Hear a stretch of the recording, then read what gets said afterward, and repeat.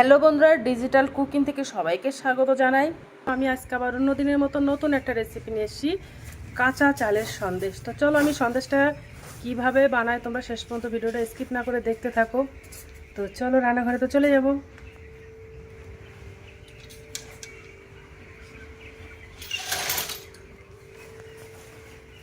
আর আমি চাল এই বাটির এক বাটি নিয়েছিলাম।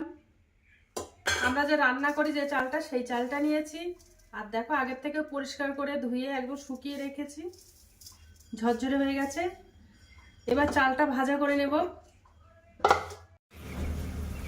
তো কড়াই দিয়ে দিয়েছি একটা, আর চালগুলো দিয়ে দেবো।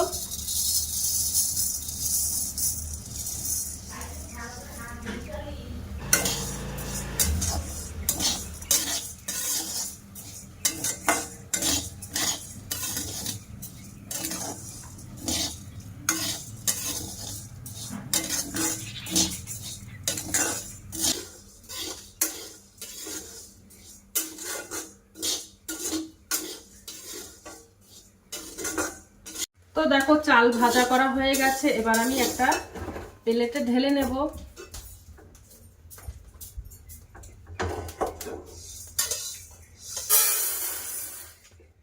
করে ঠান্ডা করে নেব, তারপর মিক্সার গ্রাইন্ডারে দিয়ে মিক্সার করে নেব। তো দেখো চালটা ঠান্ডা হয়ে গেছে, এবার আমি মিক্সার গ্রাইন্ডারে দিয়ে দেব।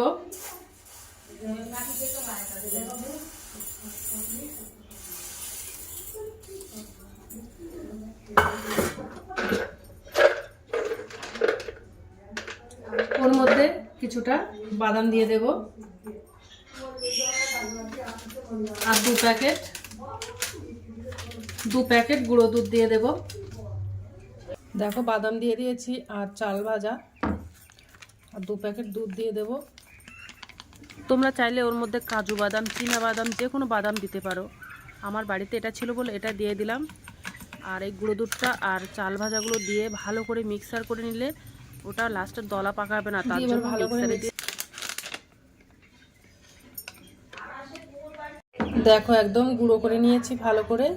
দেখো গুঁড়ো করা হয়ে গেছে, দুধগুলো কত সুন্দর একদম মিশে গেছে চালের গুঁড়োর সঙ্গে। আর বাদাম, এই দুধ আর বাদামটা দিলে কিন্তু সন্দেশটা খেতে হেভি সুন্দর লাগে, তার জন্য দুধ আর বাদাম দিয়ে দিলাম।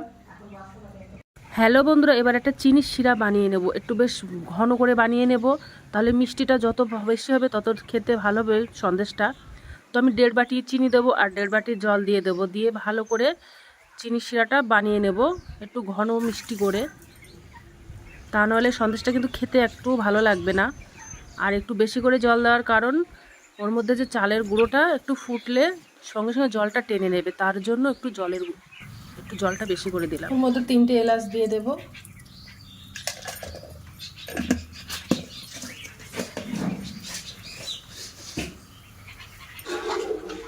চিনি শিরাটা একটু ঘন মতো করে নেব, একেবারে হালকা করে নেব না। দেখো চিনি শিরাটা একটু ঘন করে বানিয়ে নিয়েছি।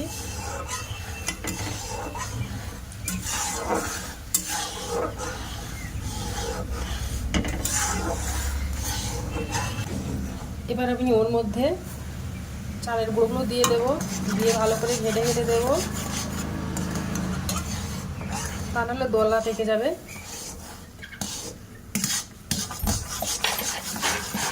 দিয়ে ভালো করে ঘেটে দেবো।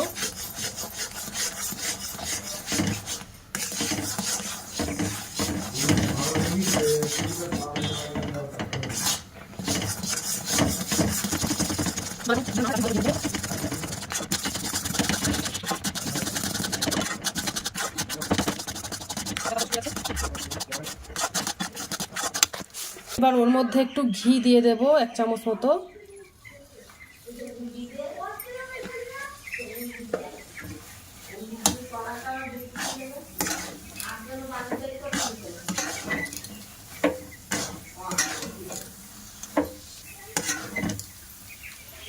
ঘিটা দিলে খেতে কিন্তু ভীষণ ভালো লাগবে, তার জন্য ঘিটা দিয়ে দিলাম।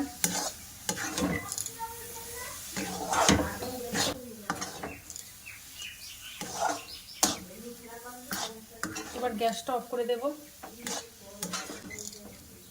দিয়ে ভালো করে ব্রাশ করে নেব যেন নিচে না লেগে যায়।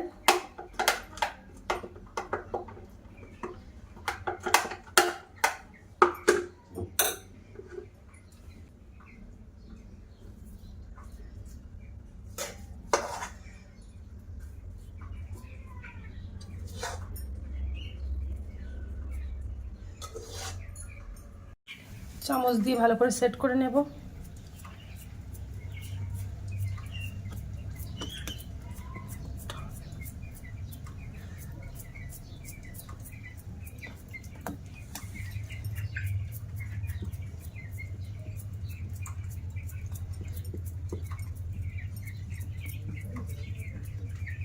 লাগার জন্য উপর থেকে একটু কিশমিশ দিয়ে দেব।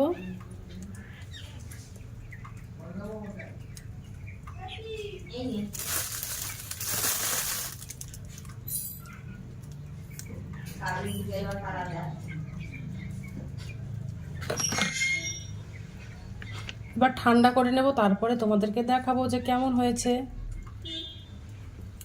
তো দেখো 30 মিনিট পরে চলে এসেছি, এখনো গরম আছে কিন্তু তাও এইভাবে একটু এ করে দেখবো যে কেমন হয়।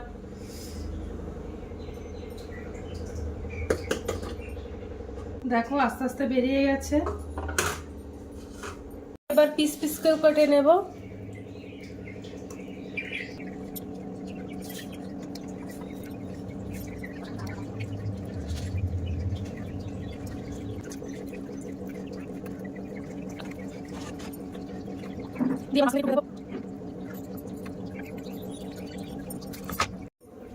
আর দেখো পিস পিস করে কাটা কিন্তু কমপ্লিট হয়ে গেছে। আমি এবার অন্য একটা প্লেটে।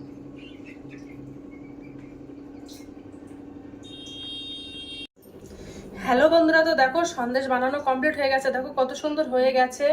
তোমরা একবার হলে বাড়িতে ট্রাই করতে পারো। যাদের মিষ্টি খেতে ভীষণ ভীষণ পছন্দ করো তারা একবার হলো বাড়িতে এই রেসিপিটা ট্রাই করতে পারো। দেখো কত সুন্দর হয়েছে। তো আমি